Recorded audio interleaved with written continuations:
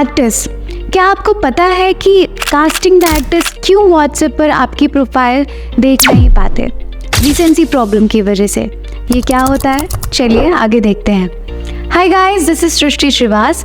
आप सभी का स्वागत है माया ऐप वेलकम्स यू ऑल।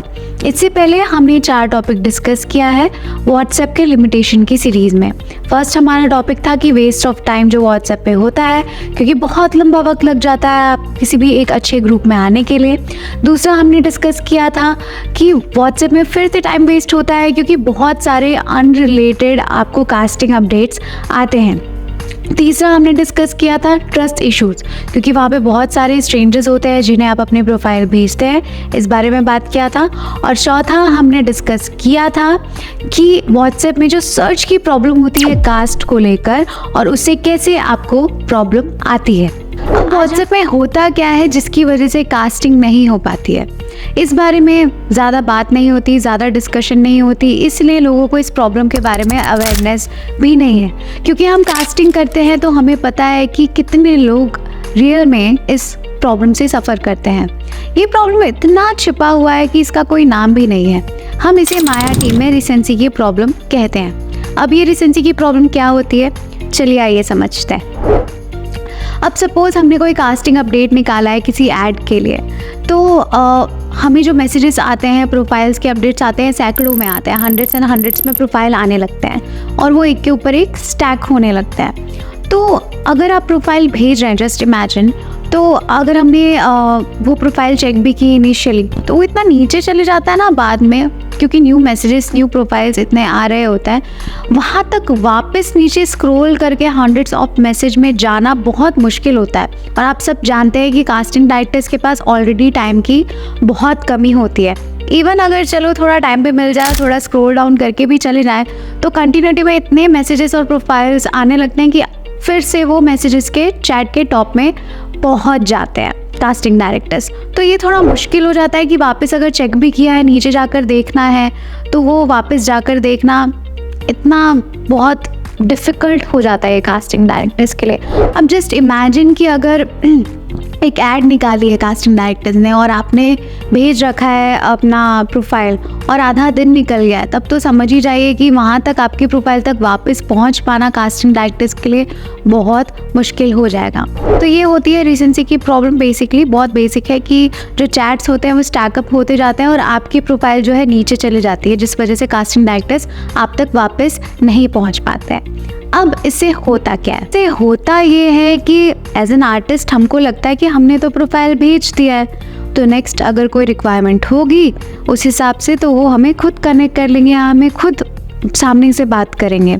लेकिन ये व्हाट्सएप की इसी टूल की लिमिटेशन की वजह से कास्टिंग डायरेक्टर हम तक वापस नहीं पहुंच पाते हैं।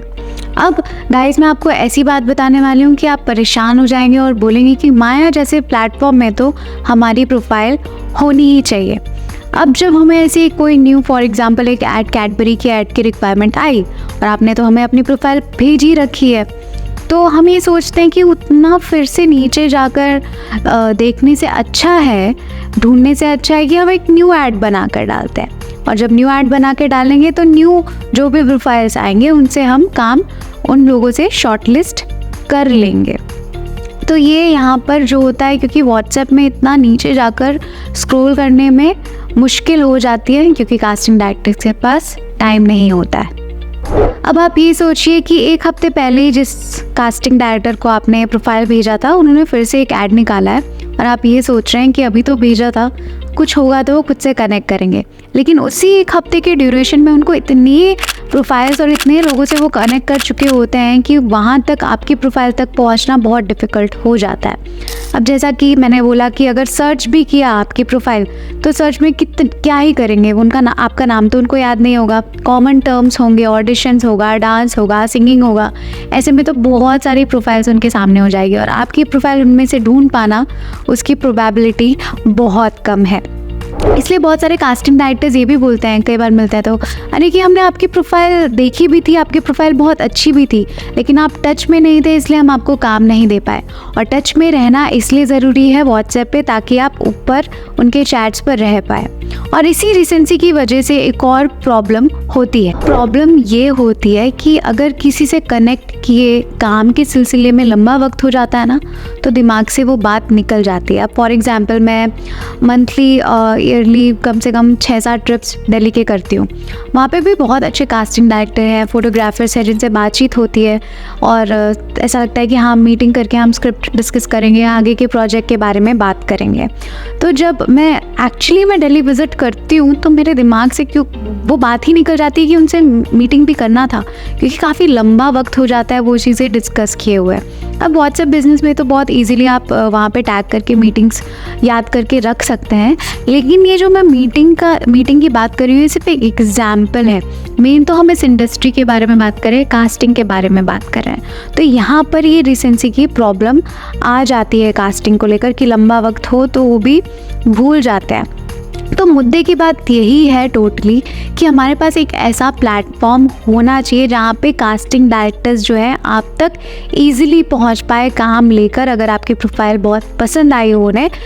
इवन दो अगर आपने उनसे 1 साल पहले भी बात किया है और आप टच में नहीं रहे ओवरऑल, तो भी वो आप तक पहुंच जाने चाहिए। तो गाइस, माया ऐप में हमने कुछ इस तरीके का सॉल्यूशन निकाला है कि अगर आपकी प्रोफाइल कास्टिंग डायरेक्टर्स को भेजी जा रही है तो वो सबसे ऊपर रहेगी, उनको पूरी प्रोफाइल दिखाई जाएगी और लगातार दिखाई जाएगी।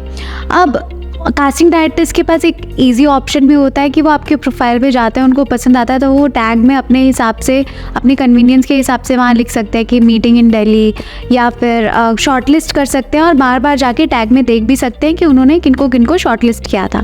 अब एक और बहुत ही इंटरेस्टिंग और अच्छा फीचर है कास्टिंग डायरेक्टर्स और एक्टर्स के लिए भी, क्योंकि कास्टिंग डायरेक्टर्स को एक्टर्स तक पहुँचना ईजी हो जाता है। वो फीचर है फोल्डर का। अब कास्टिंग डायरेक्टर को अगर आपकी प्रोफाइल पसंद आती है तो वो आपकी प्रोफाइल उस फोल्डर में सेव करके रख सकते हैं अपनी अपनी कैटेगरीज के हिसाब से। तो जब भी वो उस फोल्डर में जाएंगे, ओपन करेंगे, तो आपकी प्रोफाइल उनको हमेशा दिखेगी। अगर उन्होंने कभी आपसे बात भी नहीं किया या 1 साल पहले भी बात किया है तो वहाँ पे आप उनको आपकी प्रोफाइल ईजिली दिख जाएगी। तो माया ऐप में हमने ये बहुत ईजी कर दिया है कास्टिंग डायरेक्टर्स को आप तक पहुँचने के लिए।